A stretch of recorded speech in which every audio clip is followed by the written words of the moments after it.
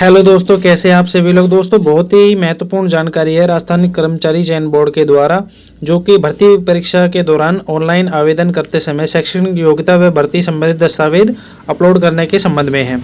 आपको इस जानकारी को अच्छे से पढ़ना है, अच्छे से इसको देखना है और कैसे इसमें डॉक्यूमेंट अपलोड करने हैं, ये सारी चीज़ें प्रक्रिया वाइज आपको समझनी है। मैं आपको इसके नोटिफिकेशन बता देता हूँ। ये आप देख सकते हैं, विज्ञप्ति भर्ती के ऑनलाइन दस्तावेज के लिए है। यहाँ से आपको देखेंगे कि लॉगिन प्रक्रिया। सबसे पहले आपको SSO ID में लॉगिन करना है। उसके बाद अप्लाई नाउ पे क्लिक करके ऑनगोइंग रिक्वायरमेंट सेक्शन में जाना है।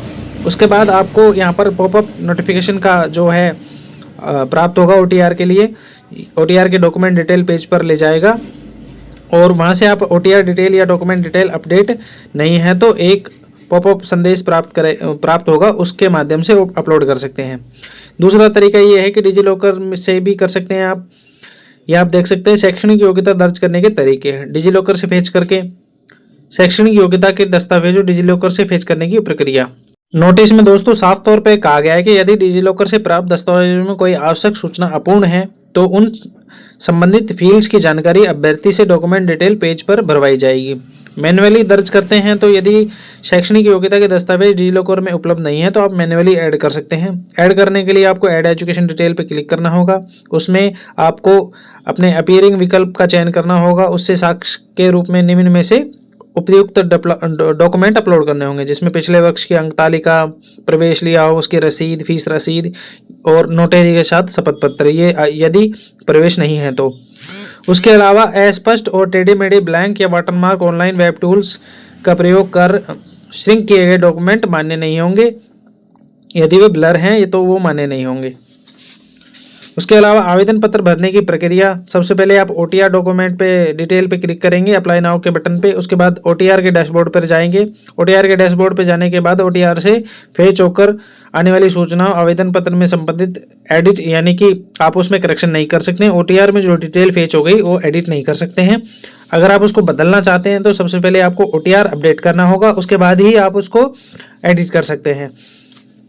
यहाँ पर दिया गया है कि भर्ती विज्ञप्ति में निर्धारित नियमों के अनुसार योग्यता संबंधित दस्तावेजों अभ्यर्थी द्वारा डॉक्यूमेंट डिटेल इस सेक्शन में अपलोड किए जाएंगे।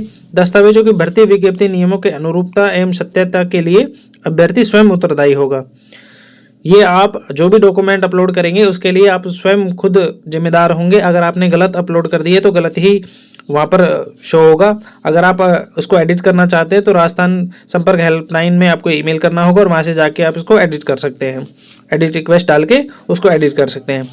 यहाँ पर आप देख सकते हैं कि OTR प्रविष्टियों में कोई त्रुटि करता है तो उन प्रविष्टियों के में केवल मात्र एक बार स्वयं संशोधन करने की अनुमति होगी। यानी कि OTR डिटेल में अगर कोई गलती हो जाती है तो उसको एक बार ही आप अपडेट कर सकते हैं, उसके अलावा उसको अपडेट करने की अनुमति नहीं दी जाएगी।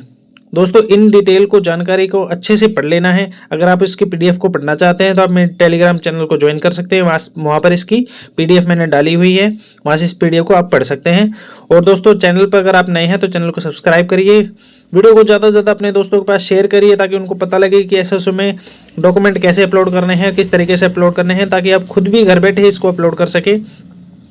यहाँ पर आप देख सकते हैं कि वन टाइम डॉक्यूमेंट वेरिफिकेशन प्रक्रिया उम्मीदवारों के प्रवेश अनुभव को सरल और सुव्यवस्थित बनाने के लिए डिजाइन की गई है। ये इसलिए डॉक्यूमेंट अपलोड करवा रहे हैं ताकि आपको बार बार डॉक्यूमेंट अपलोड करने नहीं पड़े। डिजी लॉकर से फेच इसलिए करवा रहे हैं कि अच्छे से और ओरिजिनल मार्कशीट अपलोड हो सके। दोस्तों, इस PDF को आपको बहुत ही अच्छे से और बिल्कुल ध्यानपूर्वक पढ़ना पड़ेगा, तभी आपको समझ में आएगा कि कैसे डॉक्यूमेंट अपलोड करने हैं और किस तरीके से अपलोड करने हैं और इस कैसे इनकी साइज रखनी है, डिजी लॉकर से कैसे इसको वेरीफाई करना है। बाकी इसके लिए मैंने अपनी जो LDC की फॉर्म की वीडियो है उसमें बताया हुआ है कि डिजी लॉकर से कैसे इसको वेरीफाई करना है, कैसे डॉक्यूमेंट अपलोड करना है। ये मैंने उस वीडियो में बताया हुआ है। वीडियो का लिंक मैं डिस्क्रिप्शन में दे दूंगा आपको, वहाँ से आप इसको जाके और देख सकते हैं कि कैसे वीडियो में बताया गया है कि फॉर्म में डॉक्यूमेंट कैसे अपलोड करने हैं, डिजी लॉकर से कैसे इसको वेरीफाई करना है। ये सारी चीज़ें यहाँ पर आपको दी गई हैं। यहाँ पर आप देख सकते हैं ये फोटो वाइज दी गई है।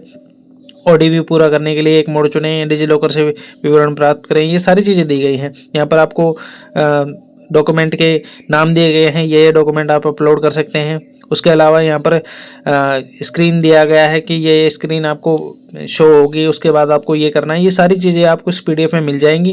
पीडीएफ पढ़ना चाहते हैं तो आप मेरे टेलीग्राम चैनल ज्वाइन कर सकते हैं। यहाँ पर ये नोट दिया गया है, यदि किसी विकल्प या विवरण की जानकारी उपलब्ध नहीं है तो आवश्यक जानकारी को जोड़ने के हेतु अनुरोध कृपया ईमेल आईडी requirement@rajasthan.gov.in पर भेजें।